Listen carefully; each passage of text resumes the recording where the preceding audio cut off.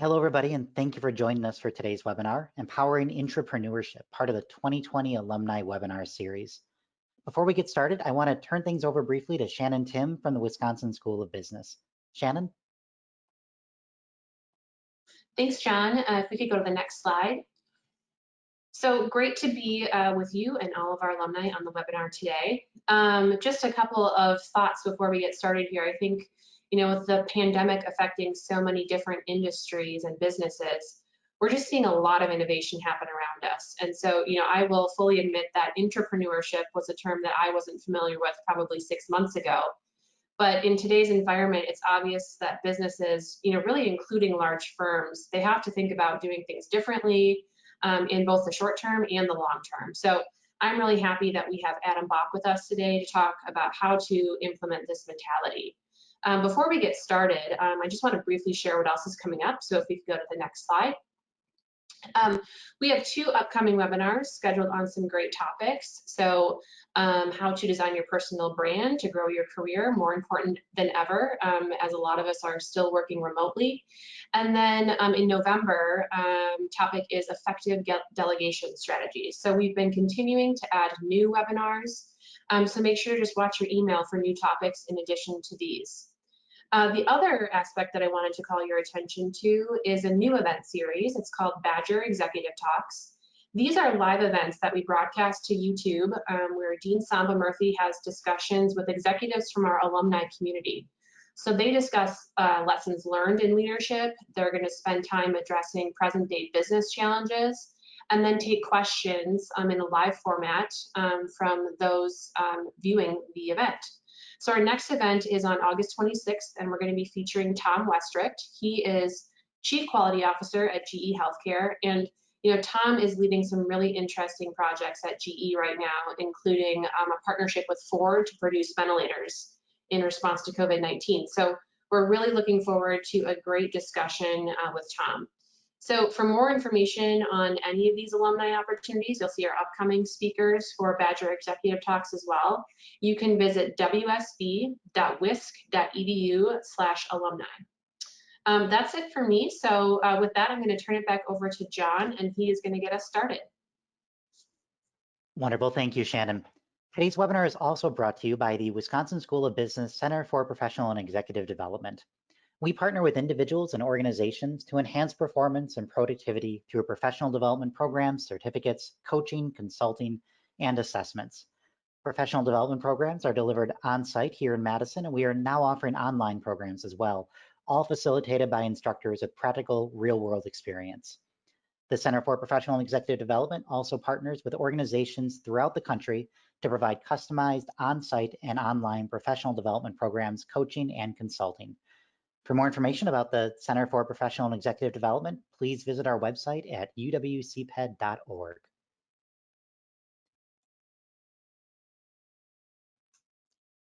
If you have any questions you'd like to ask during today's webinar, you can submit those questions using the questions box in the GoToWebinar control panel. And you can expand or collapse the control panel using the orange arrow as you can see on the slide there. We'll post questions that are submitted during a Q&A at the end of today's webinar. And I also do want to mention up front that today's webinar is being recorded, and we will send a link to the recording and a copy of the presentation to you within the next few days. And now I'd like to introduce today's facilitator, Adam J. Bach, a lecturer in management and human resources at the Wisconsin School of Business. Adam is an award-winning academic, serial entrepreneur, venture financier, and experienced strategy consultant. He's co-authored 3 books on entrepreneurship and published more than 20 peer-reviewed articles and book chapters. Adam co-founded and led 4 university spinouts in the life sciences, 2 of which have exited for a combined value exceeding $200 million. He managed 3 angel networks in the Midwest, facilitating more than $10 million into early-stage tech companies. He lectures at the Wisconsin School of Business and provides executive education to corporate clients through the Center for Professional and Executive Development. Adam holds a PhD from Imperial College London and an MBA from the Wisconsin School of Business. So Adam, thank you for joining us today. And with that, I will pass it over to you. Awesome. First, let me just make sure you can hear me because I was in the process of turning the video and the audio back on. So we're all good to go, John? Yeah, you're coming through loud and clear. Excellent. Well, first of all, I want to say thanks for providing the intro. That saves me the hassle of explaining my credentials. I'm really excited to participate in this, to share some thoughts about a topic that I've been interested in for a long time, and that I'm seeing of more and more interest to organizations, not just because of COVID, but just because of the pace of technological change and activity across almost every single industry. So really, this conversation begins with entrepreneurship, which is a topic that all of us are familiar with, especially in the context of startup companies. But really, when we talk about entrepreneurship, what we're talking about is the concept of someone or a team that pursues a new opportunity. They're scanning the environment, or they become aware of information, and they see something new.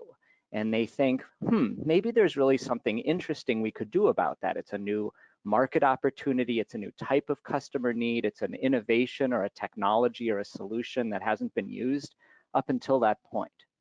That then, in more recent times, has led to this coining of the word intrapreneur.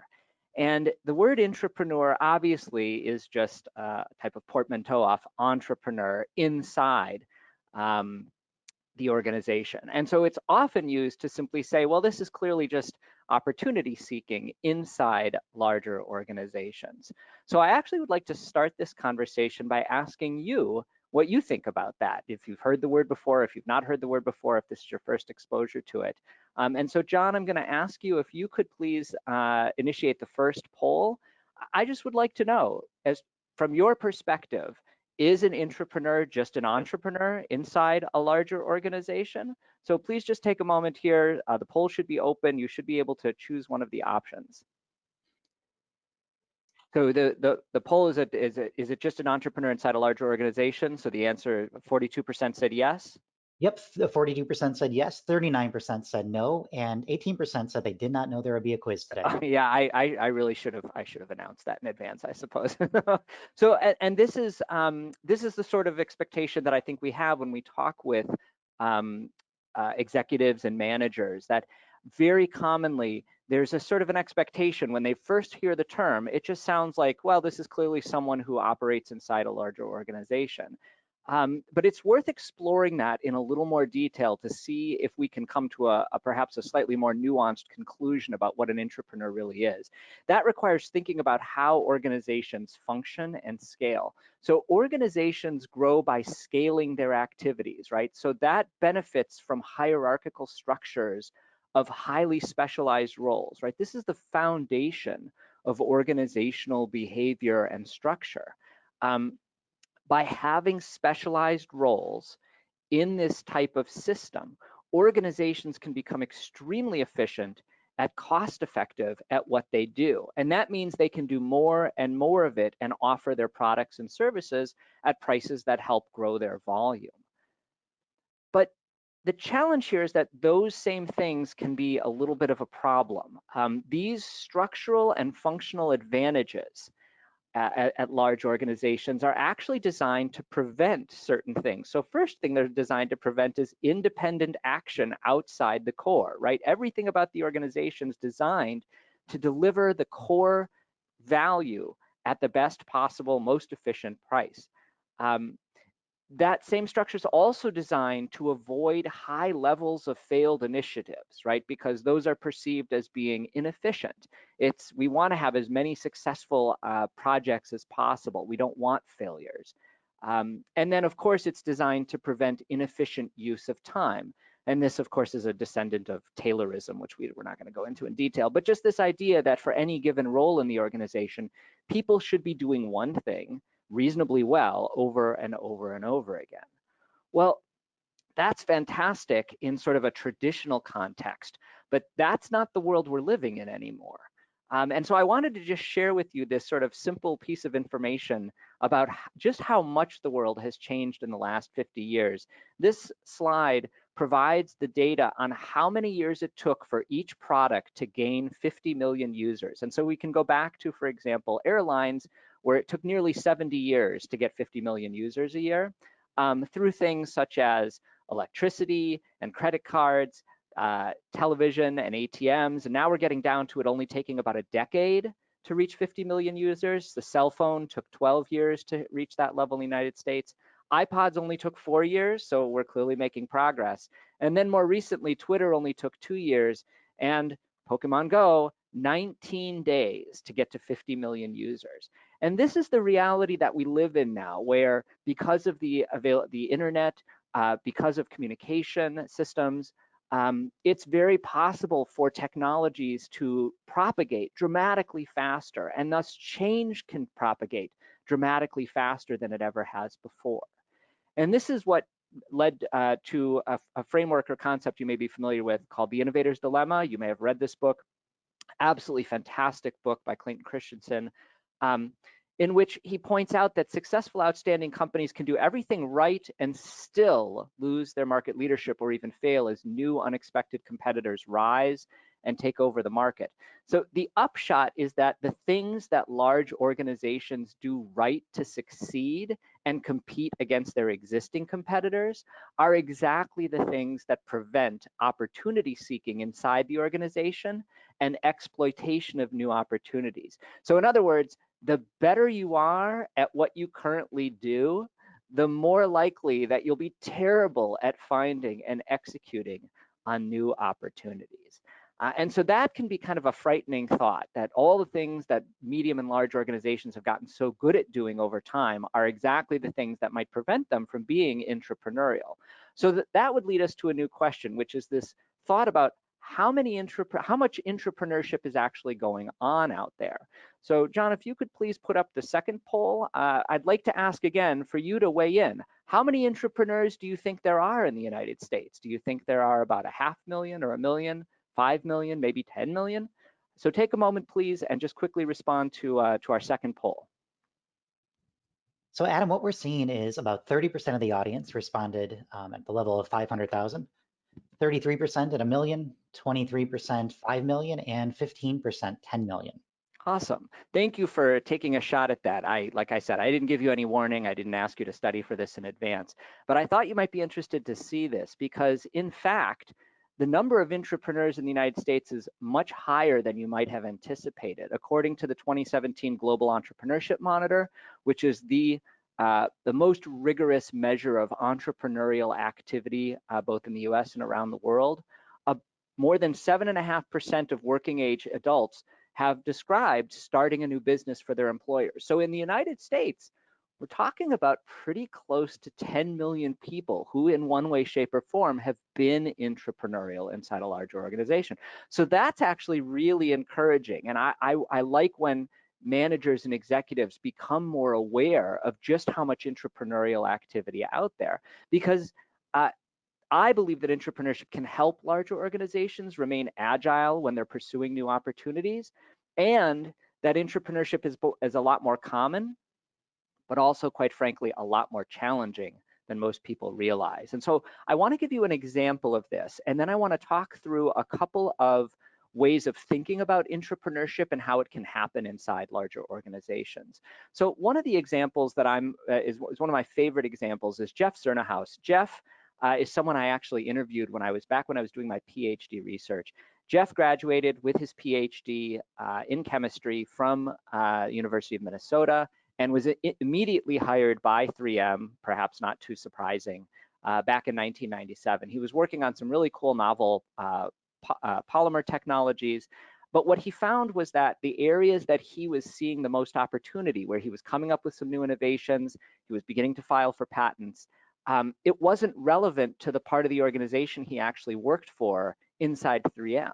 And so he did something really interesting, which was he looked around 3M to see if there was another part of the organization that was more likely to use the technologies that he was developing. And he found one, Dyneon, which was a subsidiary entity. And he basically successfully lobbied, it's almost like a football player lobbying to be traded. He basically lobbied to be traded to Dyneon. And he was able to then help Dyneon generate radical gains in fluoropolymer manufacturing, which at the time was so expensive. And his innovations helped bring that cost down radically. But he got very little personal benefit out of that. In fact, he made enemies when he left the group that he was in. The people at Dyneon, some of them resented the fact that he turned up and basically solved one of their major problems. So he put up with this for a little while, and then eventually it was just too frustrating. And in 2003, he quit and founded his own company called Interfacial Solutions. That company went on to generate dozens and dozens of patents and provide both projects and consulting services to chemical companies around the world. He ended up then co-founding 4 other startups related to technologies that came out of Interfacial Solutions. And then just this year, he sold the company in order to both go to work for a larger organization and to monetize some of his success and his hard work. This is very often what happens with intrapreneurs in large organizations. They try really, really hard to do the cool things they want to do inside the larger entity, but the structure and the culture and the opportunities and the compensation ultimately drive them out. And so what I want to do is to try to help you, if you're either intrapreneurial or if you're a manager or executive at a larger organization, to find ways to keep people like Jeff. Because clearly here was an individual who could have created decades of value for 3M, but they simply didn't have, even being as entrepreneurial an organization as they're recognized being, it wasn't enough for them to be able to keep Jeff. So we need to recognize a couple of things. First of all, we could think about intrapreneurship primarily as a series of individual traits, right? These are people who are creative and dogged, and they're outspoken, and they're self-starters, and they're very intrinsically driven. Like when they have to choose between would I rather have money or would I rather work on something that I really want to work on, they will often push the money aside and say, this is what I want to do, and I'm going to do it. Those are things that on the whole, as executives or managers, or even the entrepreneur yourself, you can't control those. You can't change those. It's really hard to change those underlying personality traits. So the question is, can you put organizational processes in place that can help cultivate the people and the systems to leverage and harness that kind of energy and that kind of entrepreneurial thinking. And there are specific structures that you can put into place. There are specific cultural elements that you can identify. There are specific types of incentive procedures and policies that you can utilize. But ultimately, what this really comes down to is mentality, is can you encourage the kind of mentality that helps people, both those serious entrepreneurs, but also everyone else at your organization, your managers, your line staff, your executives, can you help them be more entrepreneurial as well? Because the more entrepreneurial the organization becomes, the more likely it is to encourage these kinds of behaviors that can drive benefits for the organization as technological and other aspects of industry change over time. And so that's what I want to talk about now, are some aspects of an entrepreneurial mentality within larger organizations. And there are 3 specific factors that I would like to talk about. One is this idea of breakthrough thinking. The second is what we tend to call the founder's mindset or the founder's mentality. And the last one is something that I like to call living with uncertainty. So I'm going to try to walk through these not too quickly, but quickly enough that we make sure we have time for Q&A and maybe some discussion at the end. So when we talk about breakthrough thinking, we are not talking about eureka moments, creative leaps that only certain people are able to take. And I want to give you a wonderful example, one of my favorite examples of this. Again, when I was doing my PhD research, I had this opportunity to connect with this company called Return Path, run by Matt Blumberg, wonderful guy, who is CEO and founder of the company. And one of the very first things he said to me was, I will only work for and lead a company where people like to come to work. And I think all of us would aspire to that. We'd all like to lead and work at companies where we like to be. The upshot at Return Path, however, was something a little unexpected. Company was venture funded, needed to raise more money, growing fairly rapidly, and eventually discovered this odd problem, which was that people weren't taking enough vacation. And I know many organizations sometimes struggle with this, but in a venture-backed company, when you're trying to raise more money, the investors are going to look at your books pretty carefully. And unpaid vacation time was becoming one of their largest liabilities on their balance sheet, which was, on the one hand, it sounds like not a bad thing, like, oh, people really like to work here, so they're not taking vacation. But it was biasing potential investors' impression of what their books looked like, because when they ran their numbers, the liabilities really stood out. So it seemed like something that they needed to take care of. And so Matt and his board and their senior executives began having conversations about this. mostly unsuccessfully. And the reason they were having that problem is because at the beginning, they were asking the wrong question. And the question they were asking was, how do we get people to take more vacation? And the answers were things like, well, we can take vacation time away if they don't use it. We can have a company-wide vacation in December that everybody's required to go to. If you have too much accrued vacation time, then you'll simply be told to take vacation at some point. And all of these answered the wrong question because they all sort of functioned on this idea that people should be forced to take vacation and to follow the policy simply for the benefit of the accounting books. And it wasn't until they began asking the right questions that suddenly the breakthrough happened. So one way of rewriting that question could be something like, who should decide how much vacation employees use, right? So shouldn't it be the employees themselves? You really don't want your manager saying, hey, you have to take vacation, please go away. That kind of doesn't address the fact that people like to come to work. And from there, that led to the real question, which was, why do we have a vacation policy? And that question was literally asked at a board meeting when they were having this conversation by a middle manager in the HR department, who had listened very patiently to this entire thing, and in a lull in the conversation just literally said, I'm sorry, why do we have a vacation policy? And Matt said in that moment, it was that flash of, there it is, we're done. And he said, that's it, we're eliminating the vacation policy. And in fact, within 3 months, they wiped out all aspects of paid leave policy. No vacation policy, no sick policy. The policy was, if you want to come to work, come to work. And if you don't want to come to work, then talk to your manager and figure something out. And in the decade and a half since they put that policy in place, they only ever had one person in that entire time where they felt that that person was taking advantage of the policy. And the company has gone on to be very successful. It was acquired just a couple of years ago. Matt became the CEO of the acquiring company. And this is what we talk about when we talk about breakthrough thinking. This wasn't the case of simply some genius coming up with a completely new way of solving the problem. It was rephrasing the question that we were asking and using a process to say, are we thinking about what the real underlying problem is? Because the real underlying problem that they were trying to address was not that people didn't want to come to work. The problem they were trying to sort out was this issue with how it was being accounted for on the books. And that was what made it obvious that they didn't really need to have the policy in the first place. So the second area I want to talk about is this concept of founder's mindset. And I'm going to use a company that's arguably not really considered intrapreneurial per se, but there are some aspects of this that I think are really worth mentioning. So we're probably all familiar with Southwest Airlines. I've flown Southwest. Many of you have probably flown Southwest.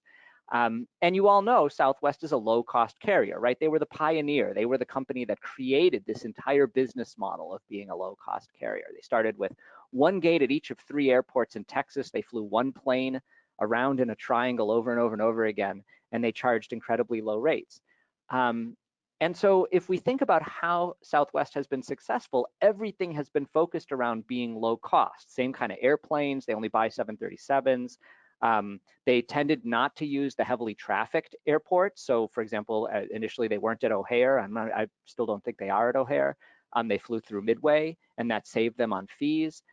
They managed turnaround times at the gate so they could get more planes in and out. There's no first class. There's no meals served. So everything was focused around low cost. But at the same time, they're generally recognized as the most heavily unionized US airline. Their salary rates are at or above average for the industry, and they generally have higher trading costs than other airlines. And so you might say to yourself, well, wait a minute now, if this is a low cost entity, how is it that they're spending more money and still succeeding? Shouldn't the strategy be to be low cost for every aspect of the organization? And digging into it a little more, we quickly see that the answer is no, because not all cost drivers are created equal. So there's a disproportionate cost of small mistakes in the airline industry. If you have a bag on the wrong flight, that can cause real problems. You might have that flight be delayed, which can cascade into other flights being delayed and huge inconveniences for passengers. Southwest created flexible work rules and cross-training such that they could facilitate high capacity utilization of their employees. They maintained generally good relationships with the unions, and those led to very high employee satisfaction rates, which produced retention and productivity higher than the industry. And all of that then led to having a lower labor expense per seat mile.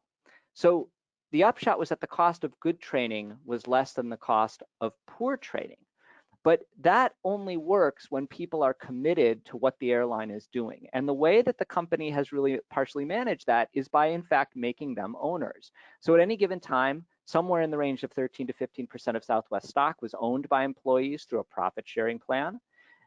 The employees feel like owners because they are. It is important to them.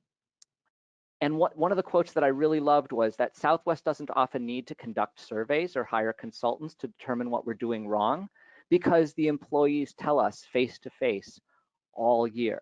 This founder's mindset, owner's mindset, this idea that your employees have a personal stake, that they take responsibility and accountability for what's going on, not just for the good things they do, but for the bad things they do, and they take accountability and responsibility for the problems that the organization may be having. When they see something wrong, they will step up and say something about it, because they're a founder too, they're an owner, right? They have that sense of responsibility. And when we see that at organizations, we see that individual employees and managers feel empowered to recognize opportunities rather than say, that's not my problem, that's not my functional area, I don't need to worry about that. They say, this is my organization, and your problem, over there in marketing is my problem here in finance, or your problem over in baggage handling is my problem here in gate management. And that's an incredibly powerful tool for encouraging intrapreneurial thinking inside larger organizations, because it breaks that boundary of specialized functions, which is how organizations got to be where they are, by being very efficient. And it breaks those rules about, you can't work on that because that's not your area of the organization. You don't understand that, it's not your problem. And as industries move faster, as the pace of technological change increases, the impact across organizations is not always obvious. And it may not be, even though it's your function, your software, your solution, your product, it may be someone else inside the organization who says, I saw something. I was at a trade show, I was talking with customers, I was talking with one of our partners, and they mentioned something, and it occurred to me that's going to change how another part of the organization functions.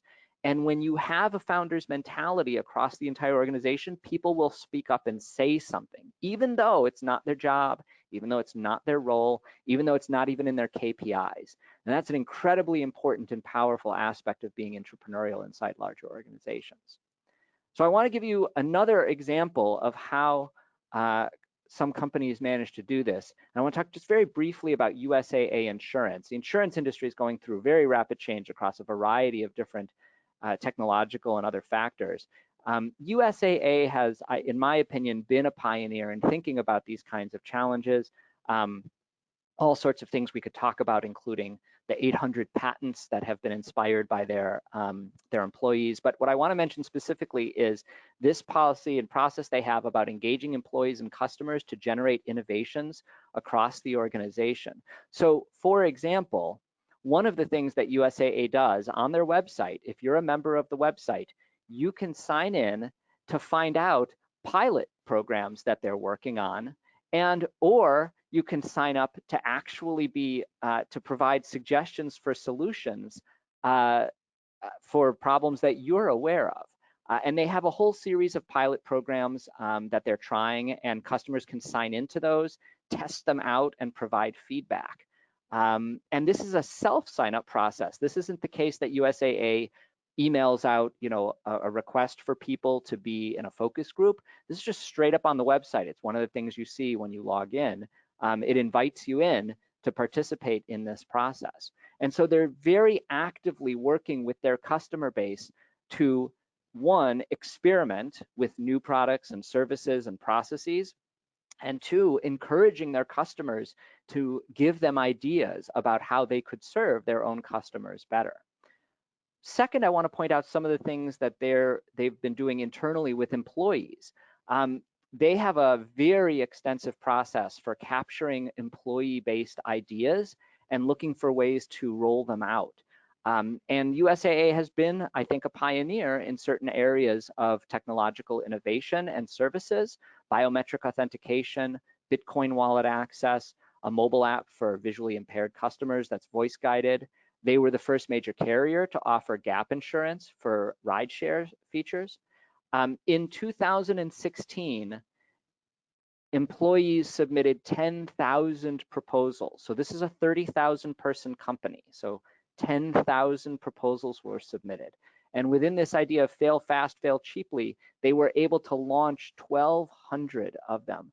94% of their employees participate in one way, shape, or form in this process, and more than half participate every month. So USAA has found ways to encourage their employees and their customers to be partners in this process of being innovative and entrepreneurial. The last area I want to talk about is living with uncertainty. And this is, I think, in some ways, my favorite aspect of all this, because there's all these wonderful examples for the other areas. This one's a little trickier to think about and often a little harder to implement. It's really important to recognize there's a difference between risk and uncertainty. So risk is when you can put a probability on something, right? So risk is when you can say, okay, I'm going to roll a dice, and if you give me $1, I'll let you pick which number you think it'll be, and if you're right, I'll give you, $5 back or $6 back or $7 back or whatever it happens to be. And so we can assess the risk of that bet based on how likely it is that any given number would turn up on, say, a 6-sided die.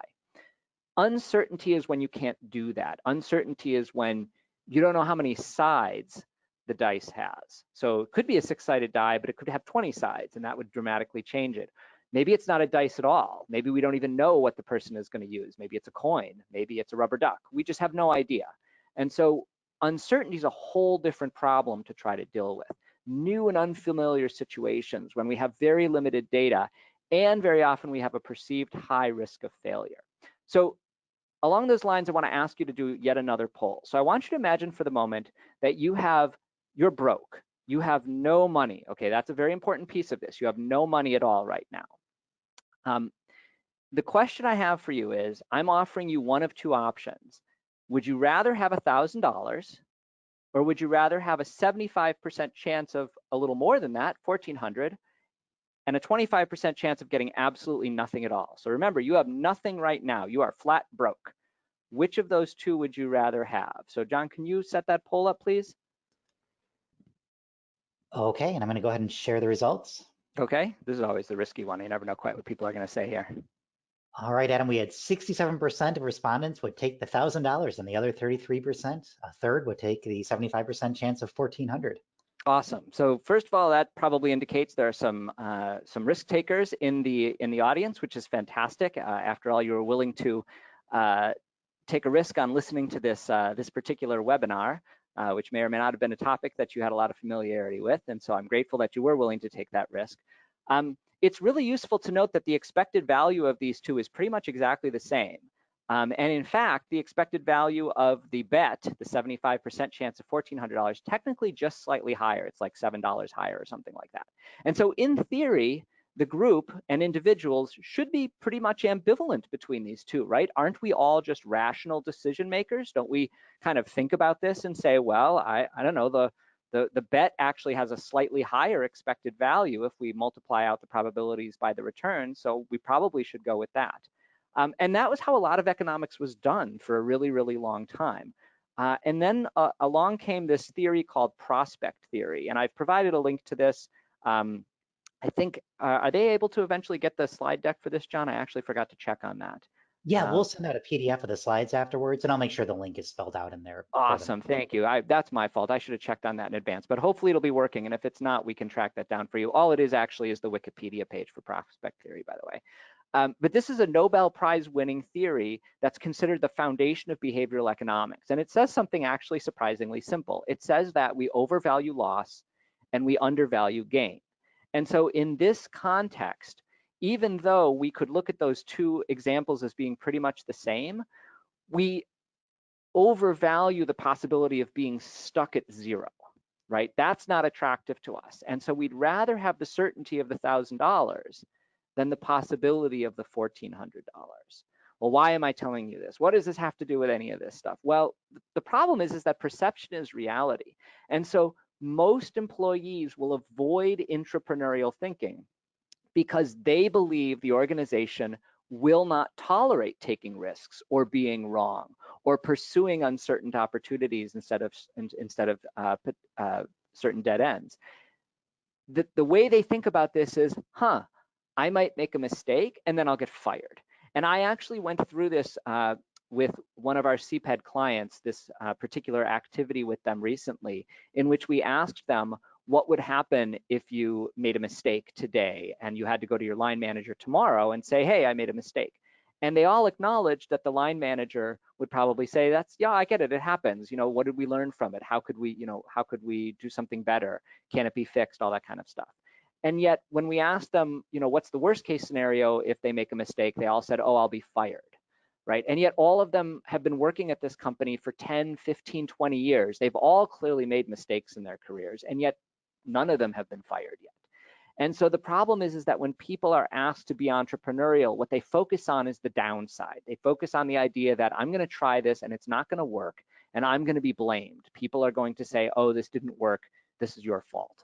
And if you have that inside the organization, you are actively, unintentionally preventing people from trying things that have really interesting possibilities ahead of them. So these are these three elements of intrapreneurship that I think are really useful to be aware of. This idea of breakthrough thinking, learning to ask the right questions, reframe your questions so you get to the real nature of the problem. A founder's mindset that people take ownership and accountability and responsibility. And living with uncertainty, helping people recognize that fast failure can be a very valuable part of what they do inside the organization. So with all that in mind, before we close out, I want to get just a little bit topical here. We're doing this webinar, in part because of the whole situation we're dealing with COVID-19. So I'd like you to do one more quick poll for me, please. What will the new normal be post CV-19? So let's assume, I guess we're thinking now vaccine, right? So that's what it's going to take. But what will it be like after that? Will business be pretty much like it was before CV-19? Will there be some remote work, but otherwise the same? Lots of remote work and lots of new processes? Or will it be so different we can't even really imagine it yet? So thank you, John, for getting the poll started. All right, I'm going to share the results. So Adam, what we're seeing, we had 0% of respondents think will be pretty much like before COVID-19. 20% thought some remote work, but otherwise the same. 70% lots of remote work and new processes, and around 9 or 10% so different than we can't really imagine it. Awesome. Yeah, that makes a lot of sense to me, the way that that's described. I am confident that there's going to be a lot of remote work, and I think there are some elements that may be so different that we can't even really imagine it yet. So what does that mean? Well, what we're basically saying is that uncertainty is really high right now. Remember my definition, the distinction between risk and uncertainty? We can't define exactly how risky some of these changes are going to be. We just can't see what they are. When uncertainty is high, there's a reduced value of deep information. You could spend years trying to research possibilities, and then tomorrow everything changes again, and all that research is wasted. There's a lot more value in broad information, knowing what's happening across a spectrum of areas and sectors and industries and consumer preferences. There's an increased discount rate on your NPV for those of you with a finance background. That means that larger investments are at higher risk because they take longer. There's more value in exploration, more value in calculated risk taking when you can calculate the risks, and increased value in fast experiments, because that's how we're going to get data about what's really going on. What are we asking here? We're basically asking, how far can you see, right? You know the bridge is there, but there's kind of this tremendous amount of fog, and you don't even know where the bridge actually lands. And in those kinds of situations, when uncertainty is really high and you can't see that far ahead, I think intrapreneurs are the ones who make the difference. And this is just a little image that shows the the business model canvas and the value proposition canvas, which I think are nice tools for thinking about opportunities. Because intrapreneurs are the ones who aren't bothered by not seeing that far ahead, and they focus on incremental experiments to get just a little bit further across that bridge to see where it actually lands, so that when you get there, you know what to expect. Here's the reality. Intrapreneurship is out there. As I showed you before, there's literally millions of people who are being intrapreneurial inside of organizations. The question is it at your organization? And if it's not, what's your alternative? Keep in mind that nearly 90% of the Fortune 500 companies that were around in the middle of the last century, they don't even exist anymore, and that was in 2015. The rate of change of how organizations move up and down and succeed is only going to increase. We'll have some big companies that are going to always be out there, or they will be for a while, Amazon and Google and Microsoft and so on. They're going to be there for a while. But there's an awful lot of other organizations that aren't being intrapreneurial, and those are the ones that are going to be vulnerable. So I thank you for your patience, for your interest and enthusiasm, for participating in the polls. Would love to try to answer some questions. I probably can't answer them all, and some of them are probably it's very difficult to answer definitively. But on behalf of all of us, we greatly appreciate your listening in and participating. And John, I'll turn it over to you to moderate if there are questions that have come up, and whatever discussion will be useful from here. Yeah. Great, thank you, Adam. If anybody has any questions for Adam, please go ahead and drop them in the questions box in the GoToWebinar interface. Adam, I did have a couple that came in here that I want to pose to you. Awesome. We're waiting for some others. First, how do you encourage the idea of failing fast without sending the message that incompetence is okay? Yeah, so that's a good one, because that's a pretty common situation where people have been trained. We're all trained that way, right? We're trained in school and in our early jobs to be right? That's your goal, is you have a specific set of activities to do, and you need to do them really well, and you'll be rewarded for doing those really well. The challenge is that addressing that has to come from senior leadership. You can have policies in place that, for example, reward spending time, the Google policy of spending 10 or 20% of your time on other projects unrelated to your job. You can have all those kinds of structural and compensation related policies in place.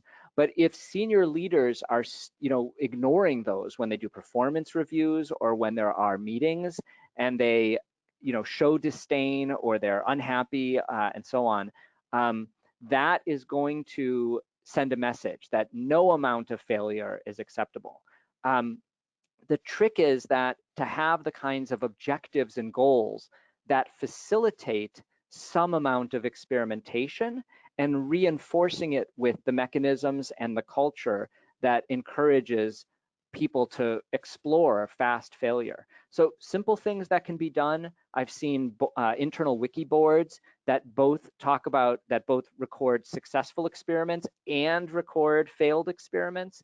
There was a group that actually gave a joke award at the end of every month for the worst experiment. They had a similar reward for the worst idea generated out of some of the brainstorming sessions. A big piece of it is making it transparent and then having the leaders reinforce it both culturally and with structures at the organization. Great, thank you very much. So Adam, how can companies identify high potential intrapreneurs? So first of all, there's two pieces to this. One is, I think that most employees at organizations have at least some intrapreneurial capability. Yeah, there are going to be people like Jeff Cernahouse who are, right off the side of the scale. But your goal shouldn't necessarily be to simply say, we think 5% of our population is intrapreneurial. We just have to figure out who they are.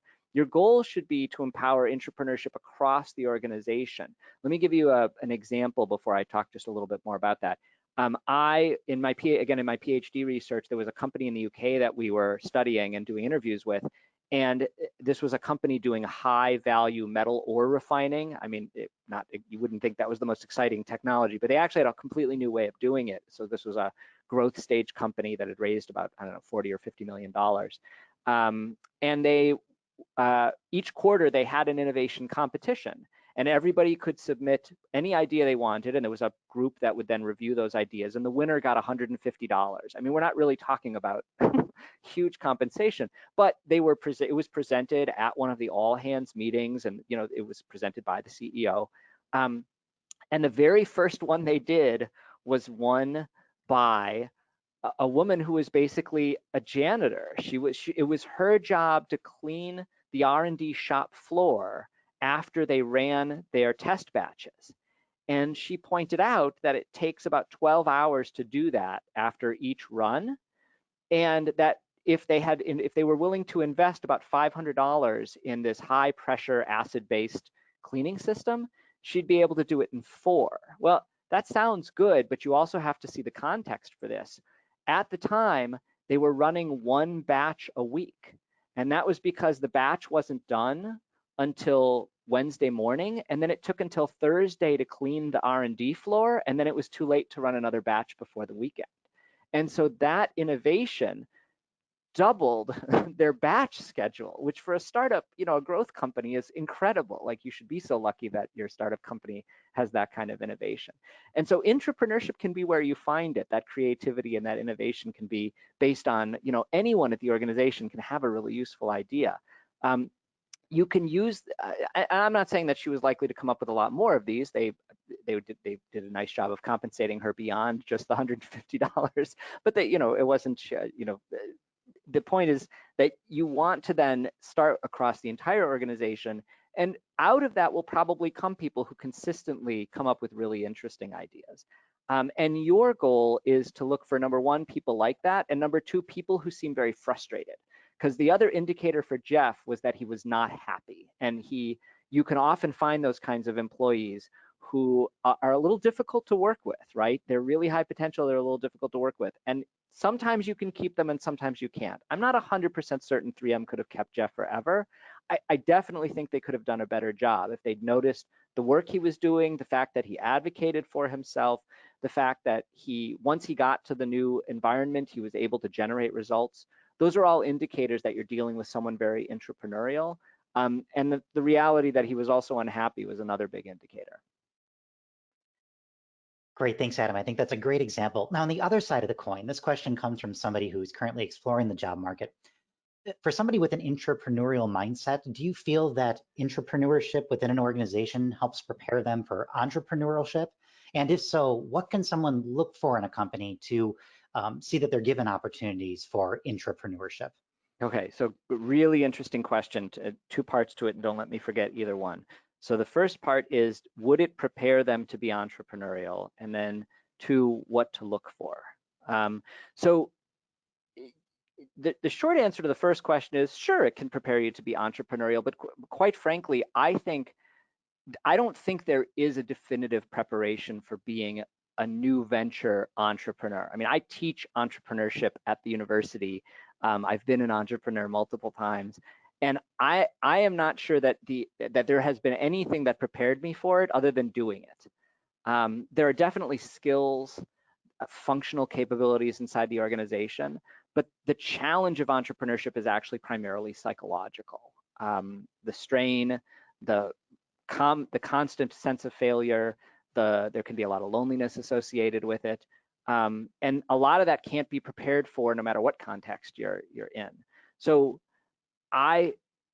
when students ask me what's the best way to be an entrepreneur, very often I'll say to them, go work for a big company, because you're going to see all of the functional capabilities that eventually you will want to strive to build inside your organization.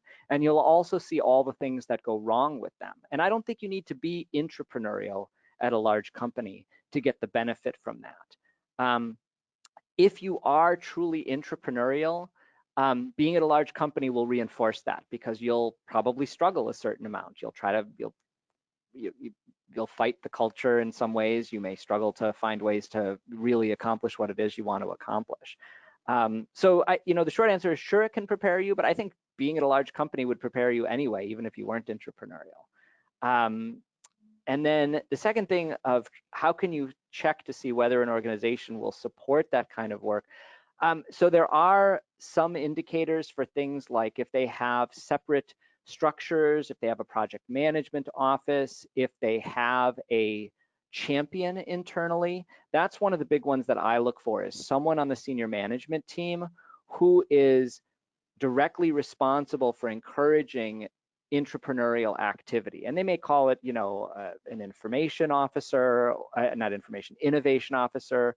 It might be a project management office director who in their job description specifically deals with, innovation inside the organization. Usually you want to look for something separate from their core R&D function, right? So R&D is a critical piece of innovation for most organizations, but it's only a small subset of the actual whole set of innovation that an organization can pursue. And usually organizations that are really tightly focused on R&D are actually not that innovative outside the R&D function. And so you're looking for indications of innovation activity beyond the R&D function itself. I think if you see people or processes or structures, those are all going to be good indications. I'd tell you to look for culture, but that's incredibly hard to find when you're applying into a job, because the company is doing the best it can to, not disingenuously, but they're doing the best they can to convince you to work for them. And so they're going to present the culture in the best possible light. And I think, you want to do your best to kind of see it that way, and to the extent possible, find out more about what the culture is really like. But most of the time, you can't really be sure of that until you're there. So you can do your best to kind of suss that out. But I think that's the culture piece is the hardest one, I think, to figure out in advance. All right, thank you. So sticking with that idea of culture, can you talk a little bit about the impact and the effects of intrapreneurship on an organization's culture and the employee engagement and employee satisfaction? So there's some research on that, and it does seem to suggest that when employees are encouraged to be intrapreneurial, that the organization has higher engagement, that the culture is considered to be more positive. It's hard to know which way the causality is. I tend to think it's the other way, really, that when you have high degrees of engagement and you have a culture that's open and transparent and enables fast failure, and rewards creativity, that you tend to then raise the level of entrepreneurial behavior inside the organization. But I definitely feel like I see those being very closely linked. And you can't, and I think the important thing is to recognize where the levers are, right? You can't easily change traits. It's incredibly hard to make people be something they're not, right? People who are pessimists, and it's really hard to make them optimists. People who are risk takers it's hard to get them not to be risk takers, and people who are not risk takers, it's going to be tough to get them to be risk takers. And so your goal is not to change their underlying traits, because that's just, I think, frustrating. Your goal is to manage the structure and the culture around them to harness those traits as best you can towards what your real goal is, which is for the organization to be more innovative across the board. It's one thing to have lots of new product development from people who've been hired to create new products, but it's another to have line managers step up and say, hey, we could automate this data entry system, and that would save us a couple hours a week. We could change the way that we interact with customers at this point in the customer journey map, and that increases customer satisfaction right at the point when they're making their recommendations to colleagues and other potential customers. So you want that innovation to be happening across a variety of functions of the organization, not just in, say, product and service development. And doing that really requires that culture and structure, because those people weren't trained to be innovative. Your accountants, your marketing people on the whole, many of your operations people, your process managers, they weren't trained to be innovative. They've been trained to be efficient and to replicate what they do over and over again. And it's that structure and culture that will open that up and allow them to see a wider horizon in which there are ways that they could operate differently that would be to both their own benefit, but more importantly, to the benefit of the organization. Great, thank you, Adam. Do you have time for one more quick question? Sure, absolutely. All right, so there's a couple parts to this. Do you see in your experience that intrapreneurship is awarded financially at an appropriate level, and that managers value intrapreneurship to the extent that they should?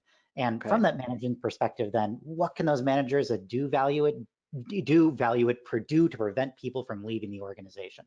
Okay, so I want to do the first one and then the third one and the second one. So then can you help me sort of, so the first question is, how do you reward intrapreneurship financially? So this is really tricky because actually what the research shows is that when you put financial incentives on innovation, people become less innovative. It's just one of these really unfortunate realities of psychology. The minute you put financial incentives around these things, where the intent is to incentivize more innovation, it backfires and you actually hinder innovative thinking.